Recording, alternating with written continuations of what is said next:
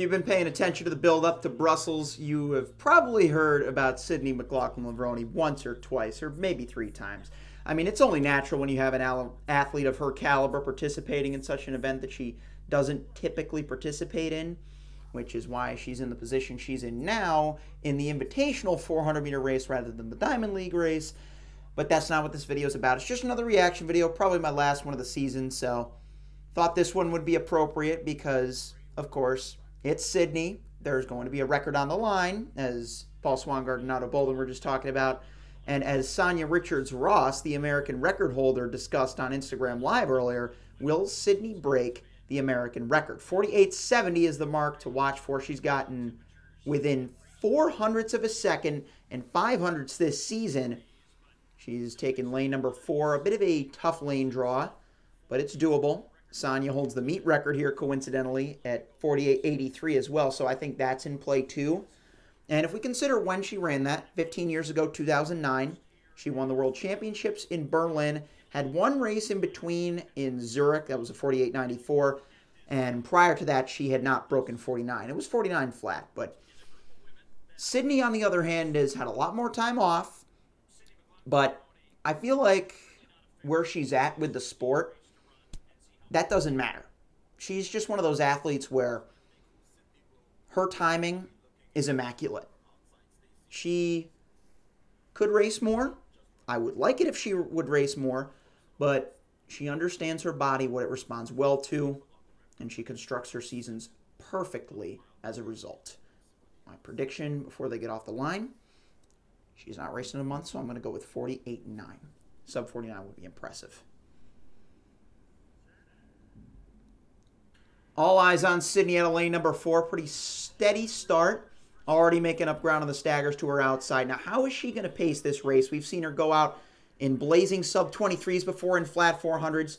She's got a couple of good gals to chase, and Stephanie Ann McPherson, the Jamaican veteran, as well as a couple of Belgians representing for the hometown crew.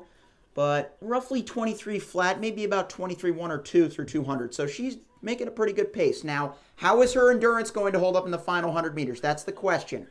300 meters, let's check out that split. Roughly 36. I think it's the top there of the stretch. It's all eyes on the clock, Sydney. It's not going to be an American record, but it's going to be fast. 49.11 for Sydney McLaughlin-Levrone. Pretty much unopposed. So she's got a smile on her face. Of course, she's doing the double this weekend. So I'd imagine she wants to achieve something quick in the 200. And it's going to be interesting, too, to see how she places against the Diamond League competition that's going to be taking the stage in just a few minutes. So I was initially just going to do a reaction video of Sydney's 400. But I think I'm going to react to the Diamond League final, the 400, because I kind of came up with that on the fly, and I really like the idea. So let's do it. I will catch you guys in just a few moments for that. All right, and now we're back for the main event, although many Americans would probably consider the former 400 the main event. But this is the Diamond League final of the 400 meters, and we've got 2 members of the podium from Paris, minus Natalia Kaczmarek. I think she's getting married soon, so congratulations to the new Polish record holder. Marileidy Paulino, she ran 48.17 to break Marie-Josée Perec's Olympic record in Paris. She's been in phenomenal form this season. Salwa Naser, great get back here for her. Lika Klaver, Sade Williams, Alexis Holmes. A lot of big names in this. I'm going to put a similar prediction as I put for Sydney, high 48. The real question is, where does Sydney place? The ghost of Sydney, that is, that 49.11 that we just saw. I'm going to predict that Sydney places second, having not raced any of these women live. Again, Otto Bolden mentioned it just before this race that the conditions are pretty cold and you can see a little bit of wetness on the track. So we'll see how they approach it. Even starts between Naser and Paulino.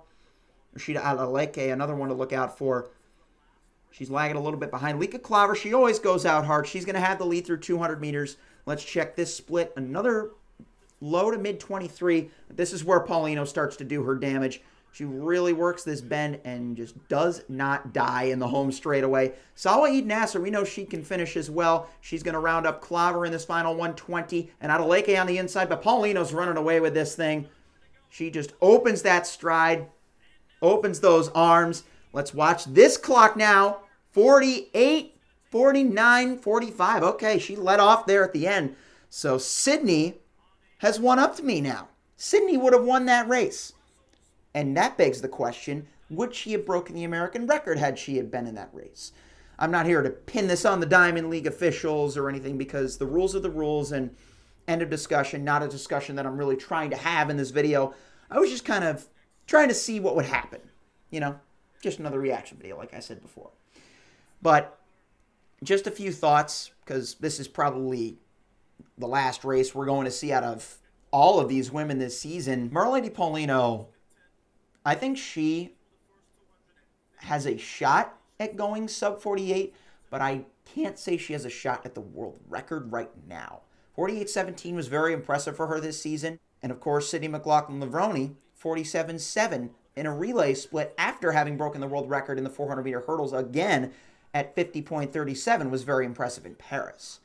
I am just not yet convinced that that world record is under threat, because we don't know if Sydney is going to consistently train for the 400 meters flat, and we don't know how many more fast 400s Paulino's going to get into. If she is in good form, though, sub 48 is definitely possible. Just watching what she did in Paris, she backed off here. Very solid time of 49.45, and ultimately we should see them race more. I think that's the big idea. So I really hope Michael Johnson reaches out to Paulino because he's really trying to promote competition with Grand Slam track. You may have heard me mention that new development that's coming to track and field next year a few times in my previous reaction videos. But I would love to see Sydney and Paulino really face off multiple times a year because I think that's what it can ultimately take to push that needle below the 47-second barrier for the first time in 40 years now. So yeah, let me know what you guys think down below. Let me know what you think Sydney will run in the 200. I'm unfortunately working tomorrow, so I can't react to that or any of the other Diamond League finals. If you got any other races that you're looking forward to, let me know. Leave a like if you enjoyed and subscribe for more. I've got some different types of content in the works, but we'll leave it at that. I hope you guys enjoyed. Peace.